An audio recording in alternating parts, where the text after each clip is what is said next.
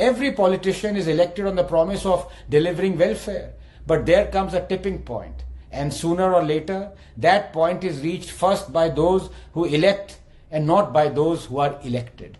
There is only so many toilets to be made, so many taps to be connected, so many bank accounts to be opened. And once they are, the voters need something more than the basic amenities. That time has come.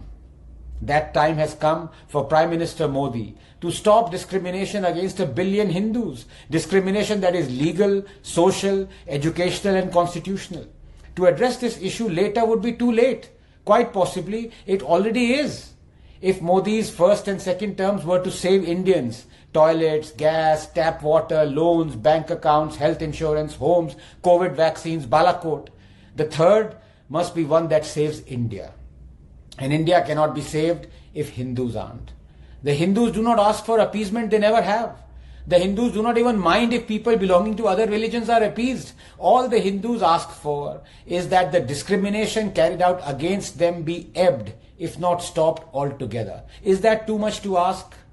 The proverbial Hindu Rashtra, a rhetorical, derisory reference to the dawn of 2014 coined by the left to guilt-trip Indians into believing that they were now living in a fascist state where Muslim rights were being stomped upon by brown-shirted, goose-stepping Hindutva soldiers, has just celebrated its 10th anniversary.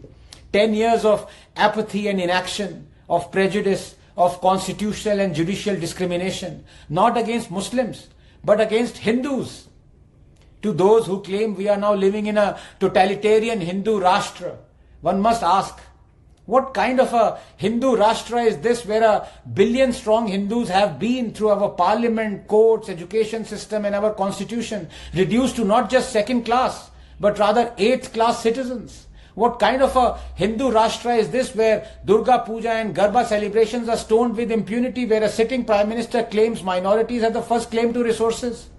What kind of a Hindu Rashtra is this where Hindus are forced to be refugees in their own land, where one can resettle or settle 40,000 Rohingya Muslims, but not 700,000 Kashmiri Hindus, the land's original inhabitants, where the judiciary says not once but twice that it is too late to prosecute those who raped, murdered and ethnically cleansed Hindus? What kind of a Hindu Rashtra is this where Hindu temples are exclusively controlled by the state and Hindus must beg for Waqf land to celebrate their festivals?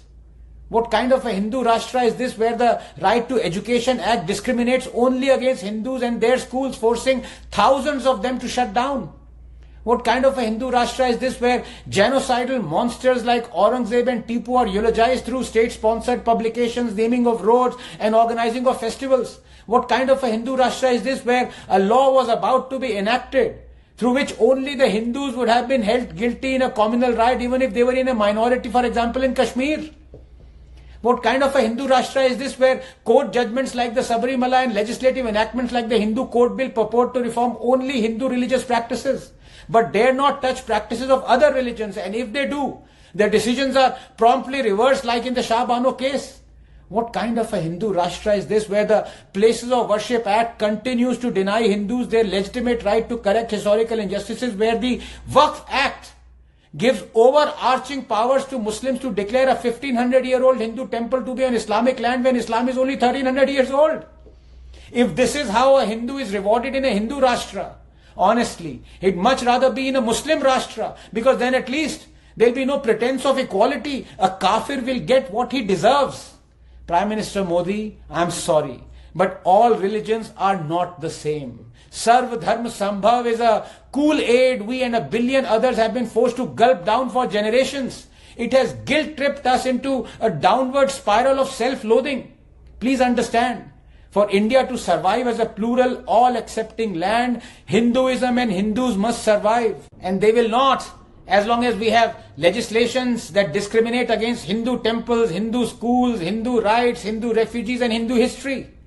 The Waqf Act must be abrogated. So must the Places of Worship Act and the Temple Endowment Act. Right to Education Act must be amended. Kashmiri Hindus must be resettled in the valley. Predictably, there would be millions who would oppose this, for they want discrimination against Hindus to continue. This is the means to an end that their religion demands from them in return for heavenly rewards. They will seed and sprout 1,000 Shaheen Baghs. They will block roads, light up campuses, write column yards here and abroad.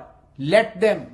You must stand up to them, Mr. Modi. This term, Narendra Modi, you need to fight for our survival, not yours. You need to choose dharma over coalition dharma. Will you?